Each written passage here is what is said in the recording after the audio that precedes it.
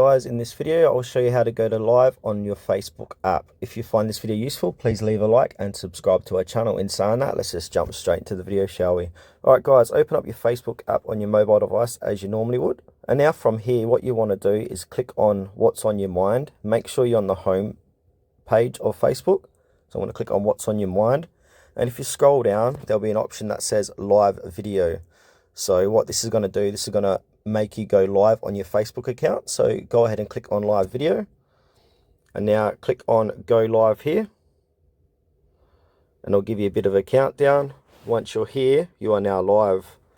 So from here, you can add some stickers, rotate, mute the mic, etc. You've got a few different options here. And now to end the live stream, click on to finish, bottom right hand corner.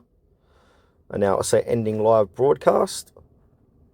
Success, your live broadcast has ended.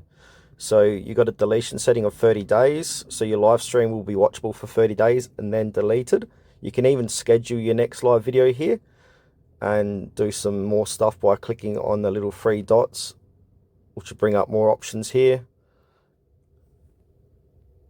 And yeah, that's it for this video. Thanks for watching.